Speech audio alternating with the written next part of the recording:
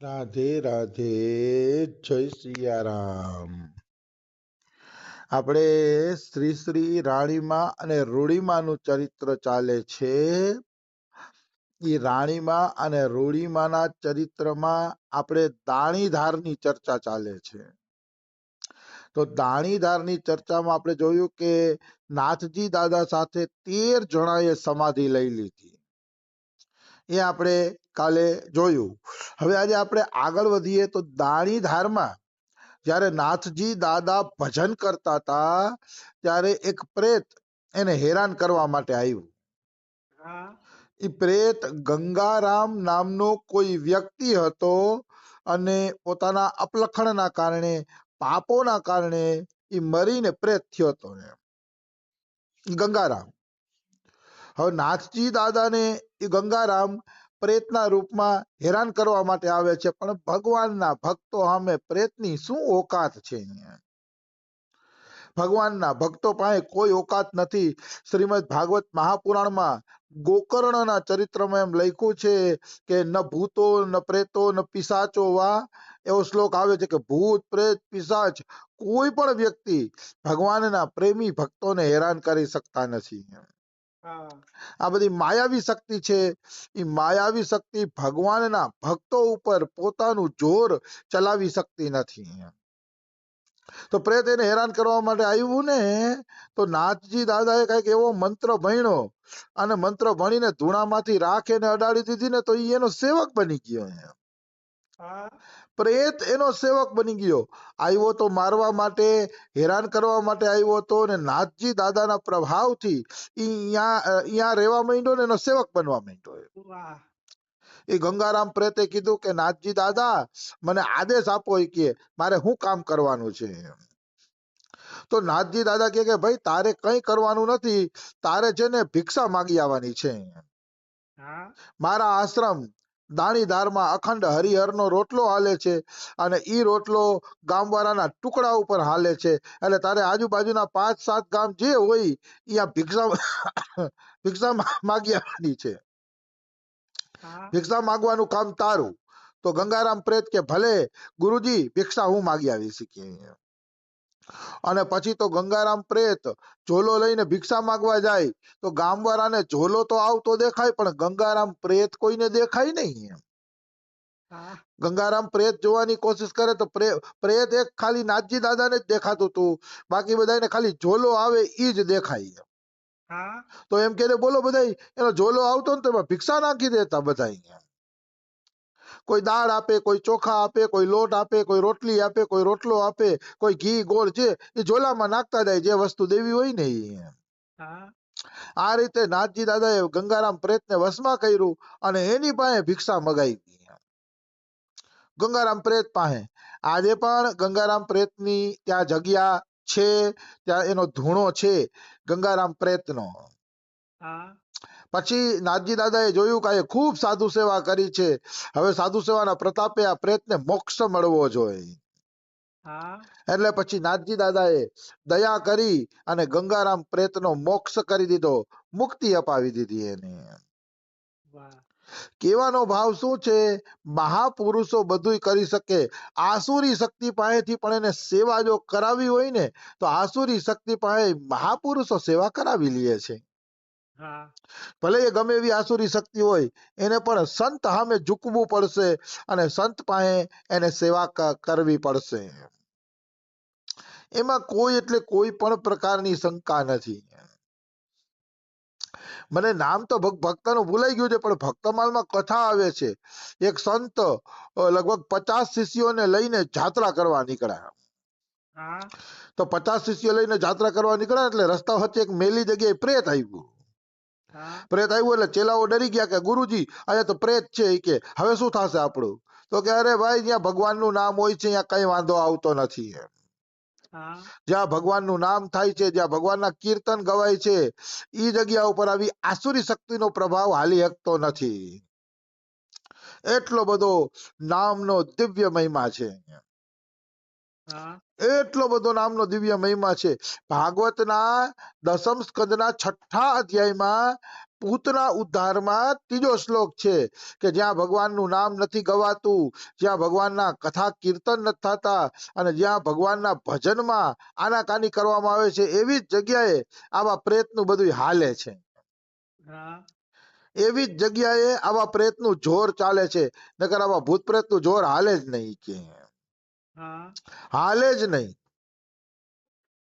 આવી વસ્તુ છે. એટલે હંમેશા પ્રતિદિન આપણા ઘરમાં ભગવાનનું નામ, ભગવાનની કથા, ભગવાન નામ સંકીર્તન નહીં થવું જ જોઈએ. જો એ નહીં થાય તો આવા પ્રેતો અવશ્ય જોર કરશે. તો એ 50 શિષ્યોના ગુરુજી હતા, સિદ્ધ મહાપુરુષ હતા.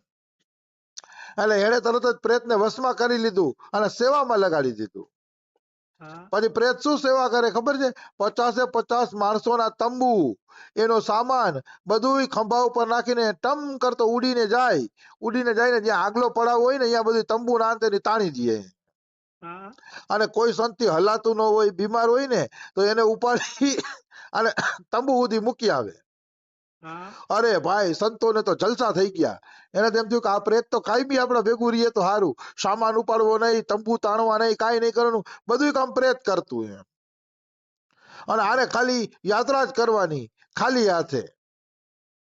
બધા બહુ પ્રસન્ન થયા કે ધન્ય છે ગુરુજી તમને કે તમે આવા પ્રેતને વશમાં કર્યું, હવે તમારે કઈ કરવાનું જ ન રહ્યું. કે આવી વસ્તુ છે. તો કહેવાનો મારો ભાવ શું છે કે ગમે એવા ભૂત પ્રેત આતે હોય, ભક્તો પાસે કોઈનું કાંઈ હાલતું નથી. ભક્તો પાસે તો ભાઈ બધાને ઝૂકવું જ પડે છે. એમાં કોઈ એટલે કોઈ પણ પ્રકારની શંકા નથી. ગમે એવા માઇકેલાલ હોય, ગમે એવા મોટા હોય, અકબર બાદશાહ તુલસીદાસ સામે ઝૂકી ગયો હતો. એવી વસ્તુ છે. પછી આપણે આગળ વધીએ તો નાથજી દાદાની જે સમાધિ છે એ સમાધિના પાયા ખોદાતા હતા.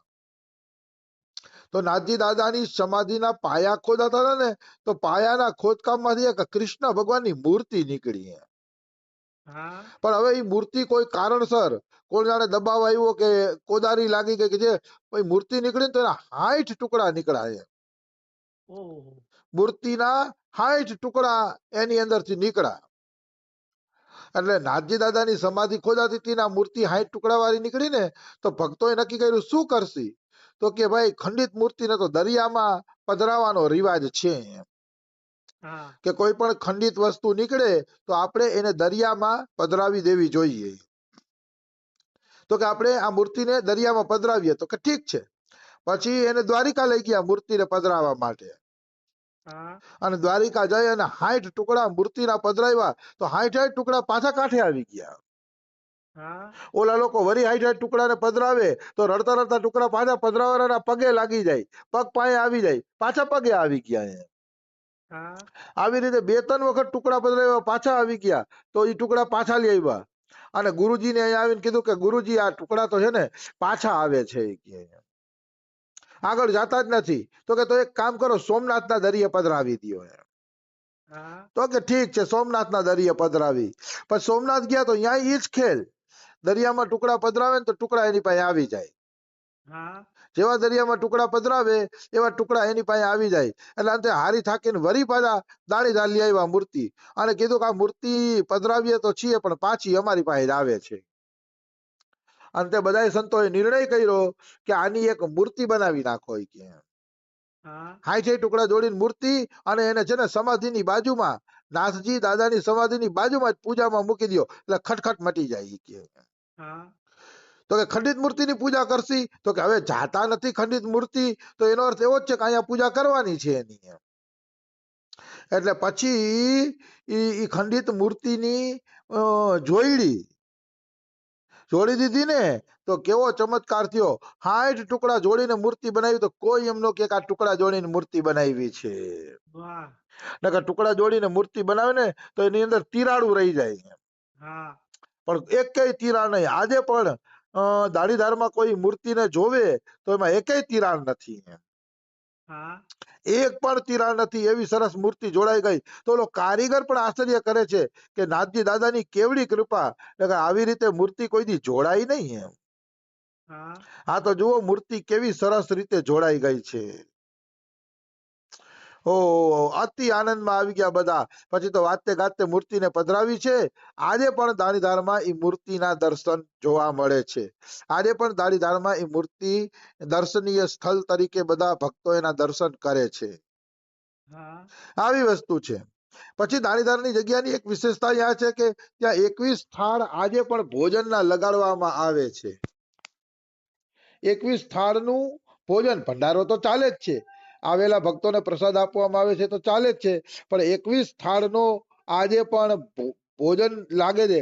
એમાં એક થાળ કઈક નાથજી દાદાને, 13 થાળ એની સમાધિને, એક ઓલા કૂતરાને મોતિયાને, એક ગંગારામ પ્રેતને નાથ ને એવું બધું થઈને મૂળ 21 થાળનું ભોજન આજે પણ અહીંયા ભોગમાં લાગે છે.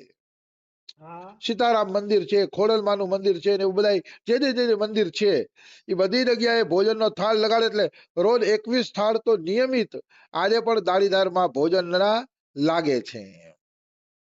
પણ એમ પણ કહેવાય છે કે અહીંયા જે ખોડલ મંદિર છે, ખોડિયાલમાનું મંદિર છે, ત્યાંથી એક સુરંગ છે, એ સુરંગ છે જુનાગઢ નીકળે છે હા એવું પણ કહેવામાં આવે છે. બીજું મુડીલા ગામના લોકો છે ને એને તેલ દિવેલ દેવાની વાત હતી. દિવેલ એટલે ઘી આપવાનું હોય, અખંડ દીવો બળે છે ત્યાં હા દાણીધારમાં અખંડ દીવો બળે છે, અને મુડીલા ગામવાળાઓને એમાં એ અખંડ દીવામાં તેલ કા ઘી આપવાનું હતું, ઘી આપવાનું હતું. એમ તો કે આપણે રોજ રોજ તો ઘી આપી નહીં શકીએ ને, એટલે 3 કિલોમીટર દૂર રોજ રોજ કોણ ઘી દેવા આવે, એટલે એ લોકોએ જમીન આપી દીધી. પછી હા એને દાણીધારની જગ્યાને મફતમાં જમીન આપી કે અમે દિવેલ તો પૂરું નથી પાડી શકતા, દિવેલ બીજેથી પૂરું લઈ લેજો, પણ અમે જમીન આપી દઈ એટલે અમારી કાયમી અહીંયા સેવા બની જાય દાણીધારની. હા એટલે ઈ લોકો એ જમીન આપી છે, ઈ જમીન ઉપર જ આજે દાણીધારનું મંદિર બનાવવામાં આવ્યું છે એવું પણ કહેવામાં આવે છે. અને છેલ્લી વાત દાણીધારની આપણે લઈએ, આજે કદાચ આ ચરિત્ર પૂરું કરવાની ગણતરી હતી જ મારી, છેલ્લી વાત આપણે લઈએ તો દાણીધારનો રોટલો છે ને એની એક ખાસિયત છે હા કે દાણીધારના રોટલાને તમે જો અહીંયાથી અન્નક્ષેત્રમાંથી કે પ્રસાદ તરીકે લઈ જાવ ઘરે, તો વરસની રાખો, 2 વર્ષ રાખો, ગમે એટલો સમય રાખો, નથી એમાં ફૂગ વળતી કે નથી રોટલો બગડતો છે. વાહ ગમે ત્યારે એનો પ્રસાદ લ્યો ને તાજો એ દાણીધારના રોટલાની એક ખાસિયત છે. હા એવું મેં સાંભળ્યું છે એમના સંતો પાસેથી, અને છે પણ સત્ય, કારણ કે બધા લોકોનું એમ કહેવાનું છે, એકનું નહીં. આજે પણ આ પરચો, જેમ ગંગાજીનું પાણી કોઈ ઘરે લઈ જાય તો એ ગંગાનું પાણી બગડે નહીં, એમાં જીવડા ન પડે, કાંઈ ન થાય, એવી જ રીતે દાણીધારના રોટલા માટે પ્રખ્યાત છે. હા દાણીદારનો રોટલો નથી બગડતો કે નથી એમાં ફૂગ લાગતી, ભલે મહિનો મહિનો ઘરે પડ્યો છે, તમને એમ થાય કે આ રોટલો મારે મહિનો દી રાખવો છે, પછી બધાને પ્રસાદી આપવી છે, તો મહિનાથી પછી રોટલો એવો ને એવો જ હોય, હા બગડતો નથી.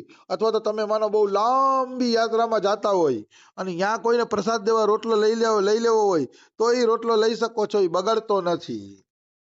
હા એવી દાણીધારના રોટલાની ઓલી છે, તો એમાં કઈ ખોટું નથી. અમારે વ્રજ કે ભક્તમાં નથિયાબાઈનું ચરિત્ર આવે છે. તો નથિયાબાઈ સંતોને ભિક્ષા આપતા, ભિક્ષાની રોટી દેવી નથિયાબાઈને બહુ ગમતી.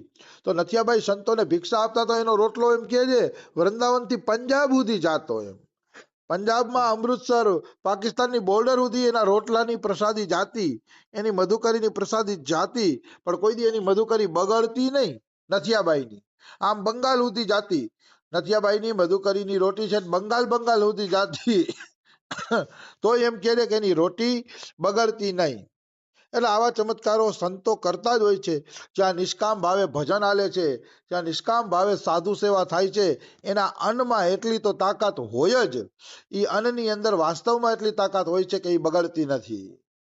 પ્રેમની વાત છે, જ્યાં સાચી શ્રદ્ધા અને પ્રેમથી ટુકડો આપવામાં આવે છે, એ ટુકડાની રક્ષા તો ભગવાન કરતા હોય છે. પછી એ ટુકડો કોઈ દી બગડે નહીં, અને એ ટુકડામાં કોઈ દી વધઘટ ન થાય. મતલબ ટુકડો જે દેતા હશે ને એના આશ્રમમાં એટલો પૈસો આવી જશે કે જેથી એની સેવાઓ હાલતી રહે, સેવાઓ કોઈ દી અટકશે નહીં. આવી વસ્તુ છે. તો આ તો આપણે આટલા દિવસ દાણીધારની ચર્ચા લેતા હતા, એ દાણીધાર આશ્રમની ચર્ચા પૂરી થાય છે. કાલે રાણીમાના રૂડીમાના ચરિત્રમાં ફરીથી આગળ વધશી. રાધે રાધે, જય સિયારામ. રાધે રાધે.